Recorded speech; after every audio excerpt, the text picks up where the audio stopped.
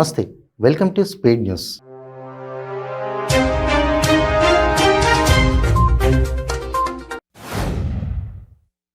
వరంగల్ హనుమకొండలో 2 రోజుల పాటు నిర్వహిస్తున్న క్రెడాయి వరంగల్ ప్రాపర్టీ షో 2022ను రాష్ట్ర పంచాయతీరాజ్ శాఖ మంత్రి ఎర్రబెల్లి దయాకర్రావు ప్రారంభించారు. ఈ కార్యక్రమంలో ప్రభుత్వ చీఫ్ విప్ దాస్యం వినయ్ భాస్కర్ తదితరులు పాల్గొన్నారు.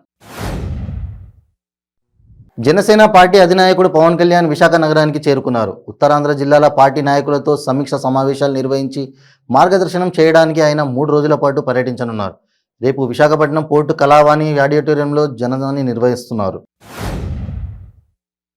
రేపు విశాఖ గర్జనతో అధికార పార్టీ వైసీపీ ప్రజలతో భారీ ర్యాలీ నిర్వహిస్తే, మరోవైపు టీడీపీ వైసీపీ బారి నుంచి ఉత్తరాంధ్రను కాపాడుకుందామనే నినాదంతో సదస్సును నిర్వహించింది.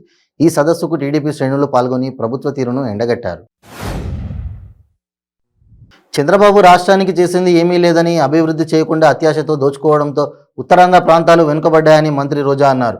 3 ప్రాంతాలు సమానంగా అభివృద్ధి చెందాలని జగన్ భావించారని, అభివృద్ధి వికేంద్రీకరణకు 26 జిల్లాల ప్రజలు సపోర్ట్ చేస్తున్నారని చెప్పారు. అధికారంలో ఉన్న సమయంలో ఎంతోమంది నాయకులు మహిళలను హింసించారని మాజీ మంత్రి యనమల రామకృష్ణుడిపై రోడ్లు భవనాల శాఖ మంత్రి దాడిశెట్టి రాజా ధ్వజమెత్తారు. వైఎస్ఆర్సీపీ అధికారం చేపట్టినప్పటి నుంచి ఇప్పటివరకు తాము ఎవరిని ఇబ్బంది పెట్టలేదని తెలిపారు.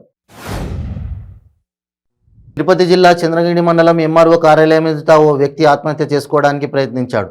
పిచ్చినాయుడుపల్లి గ్రామానికి చెందిన వాసు అనే రైతు రెవెన్యూ అధికారులు గత కొన్ని సంవత్సరాలుగా తనకు అన్యాయం చేస్తున్నారని ఒంటిపై పెట్రోల్ పోసుకుని ఆత్మహత్యకు యత్నించాడు. ఖమ్మం జిల్లాలో దారుణం చోటు చేసుకుంది. ద్విచక్ర వాహనంపై వెళ్తుండగా చెట్టు కొమ్మ విరిగిపడి బాలిక మృతి చెందింది.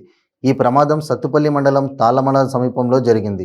రోడ్డు పక్కన ఉన్న చెట్టు కొమ్మ విరిగిపడి లిఖిత సంతోషి ప్రాణాలు కోల్పోయింది. ప్రకాశం జిల్లా మర్రిపూడి మండలంలో మహిళలు ఆందోళనకు దిగారు. జాతీయ రహదారి సమీపంలో ఉన్న బెల్ట్ షాప్పై దాడి చేసి మద్యాన్ని ధ్వంసం చేశారు. ఎట్టి పరిస్థితుల్లోనూ బెల్ట్ షాపులను నిర్వహించకూడదని డిమాండ్ చేశారు. బాపట్ల జిల్లా కారంచేడు మండలం కుంకులమరులో అమానుష ఘటన చోటు చేసుకుంది. తల్లి వెంకటరత్నంపై కొడుకు లక్ష్మయ్య దాడి చేశాడు. ఈ క్రమంలో తీవ్ర గాయాలైన ఆమెను ఆసుపత్రికి తరలించారు. ఏపీ ప్రభుత్వానికి వ్యతిరేకంగా సోషల్ మీడియాలో పోస్టులు పెట్టారన్న ఆరోపణలపై సిఐడి అధికారులు అరెస్ట్ చేసిన టీడీపీ కేంద్ర కార్యాలయ మీడియా కోఆర్డినేటర్ దారపనేని నరేంద్రను ఆ పార్టీ అధినేత నారా చంద్రబాబు నాయుడు పరామర్శించారు. ఈ కేసులో నరేంద్రకు రిమాండ్ విధించేందుకు నిరాకరించిన సిఐడి కోర్టు బెయిల్ మంజూరు చేసిన నేపథ్యంలో చంద్రబాబు ఆయన కుటుంబ సభ్యులను పరామర్శించారు. సీఎం కేసీఆర్ ఏర్పాటు చేసిన బీఆర్ఎస్ పార్టీకి అండగా నిలిచేందుకు బాల్కొండకు చెందిన ప్రభుత్వ సంక్షేమ పథకాలు పొందుతున్న పలువురు లబ్ధిదారులు స్వచ్ఛందంగా ముందుకు వచ్చి 90,000 రూపాయలు విరాళంగా స్థానిక బీఆర్ఎస్ నాయకులకు అందించారు. గత ప్రభుత్వ హయాంలో ఇల్లు ఇవ్వకుండా ఇచ్చినట్లు చూపి ఓట్లు దండుకునేందుకు ప్రయత్నించారని రాష్ట్ర మున్సిపల్ శాఖ మంత్రి ఆదిమూలం సురేష్ అన్నారు. గుంటూరు మంగళగిరి నగరంలో టిట్కో గృహాలను లబ్ధిదారులకు అందజేసే కార్యక్రమంలో ఆయన ముఖ్య అతిథిగా పాల్గొన్నారు.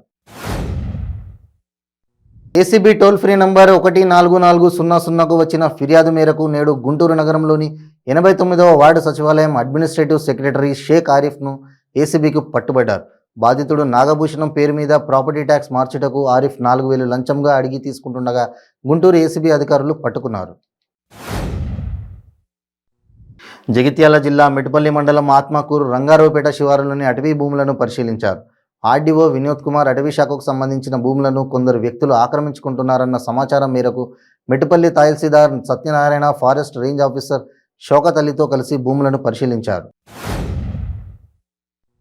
జగిత్యాల జిల్లా రాయికల్ మండల్ చింతలూరు గ్రామంలో ఫారెస్ట్ అధికారులకు గ్రామస్తులకు జరుగుతున్న భూ వివాదంలో భాగంగా రాయికల్ తహసీల్దార్కి వినతి పత్రం అందించి అనంతరం గ్రామ సర్పంచ్ మాట్లాడుతూ గ్రామస్తులు చెట్లు కొట్టారని, ఫారెస్ట్ అధికారులు అక్రమంగా కేసులు బనాయించి ఇబ్బందులకు గురి చేస్తున్నారని, ఆ భూమి ఫారెస్ట్కు సంబంధించినది కాదని చెప్పినా ఉన్నతాధికారులు వెంటనే పరిశీలించి పరిష్కారం తెలిపితే ఫారెస్ట్ అధికారులకు గ్రామస్తులకు ఎలాంటి ఇబ్బంది కలగకుండా ఉంటుందని తెలియజేశారు.